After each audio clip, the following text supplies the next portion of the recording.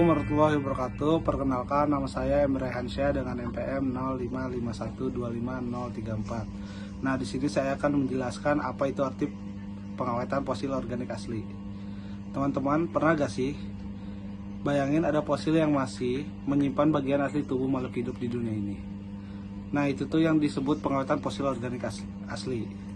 Artinya, bagian seperti tulang, cangkang, ataupun gigi makhluk hidup, bahkan jaringan lunak masih bertahan tanpa tergantikan sepenuhnya oleh mineral. Jadi ini seperti sisa asli makhluk hidup di dunia ini yang berhasil selama dari proses waktu yang sangat lama ataupun 10.000 tahun yang lalu.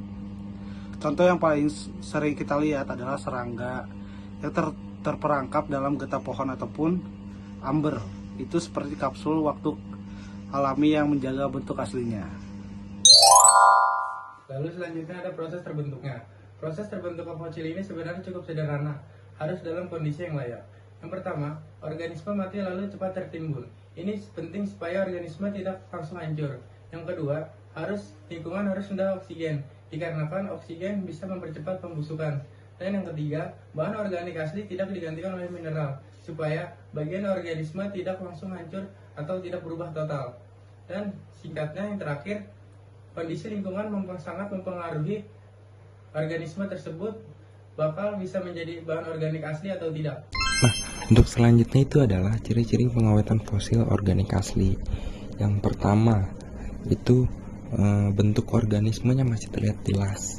Nah, dalam fosil organik asli itu tuh digambarkan dengan bentuk tubuh makhluk hidup dengan baik seperti tulang fosil atau serangga yang terperangkap dalam getah atau yang biasa disebut fosil amber.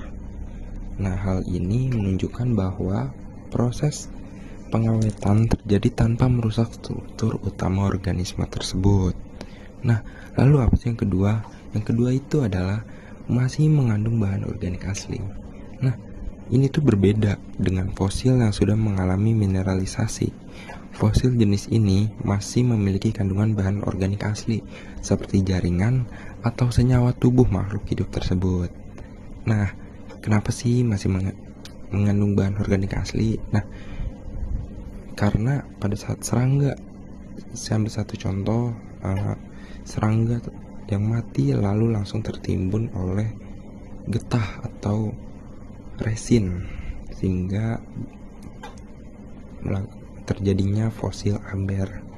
Nah, yang ketiga itu adalah jaringan lunak atau struktur halus tetap terwetkan. Lalu yang keempat, terbentuk di lingkungan yang menghambat pembusukan.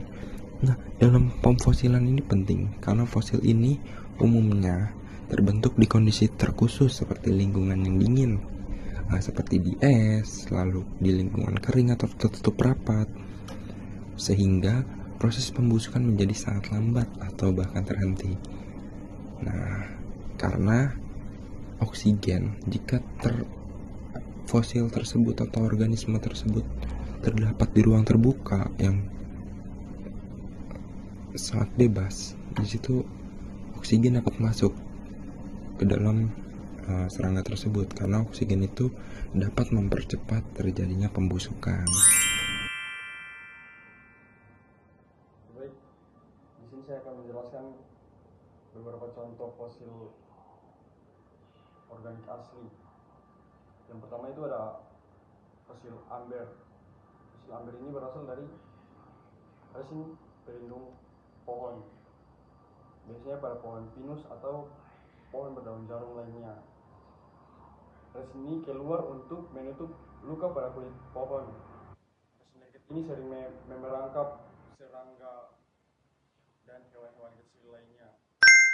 Yang kedua itu ada fosil mamut berbulu. Fosil mamut berbulu ini sering ditemukan terkubur dalam kondisi utuh di lapisan permafrost, tanah beku abadi.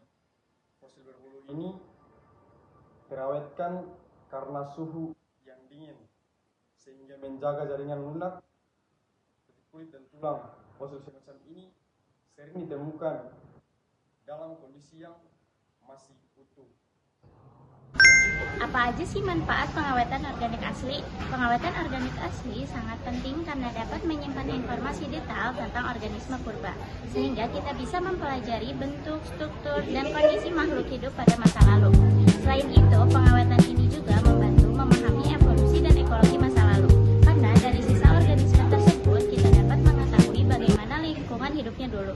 Tidak hanya itu, fosil atau bahan organik yang terawetkan juga menjadi sumber penelitian dan edukasi sangat berharga bagi ilmuwan, pelajar, maupun masyarakat. Selanjutnya, saya ingin membahas perbedaan pengawetan organik asli dengan fosilisasi lain. Nah, pada pengawetan organik asli, mereka terbentuk ketika jaringan aslinya seperti kulit, rambut, tulang, mereka masih tetap terawetkan tanpa banyak digantikan oleh mineral lain, sehingga bentuk butir dan strukturnya masih jelas terlihat. Mereka terbentuk di area yang lingkungannya itu masih sedikit oksigen, masih minim oksigen lah.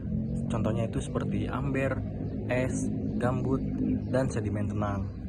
Sedangkan fosilisasi lain, mereka itu banyak menggantikan, banyak menghilangkan jaringan aslinya.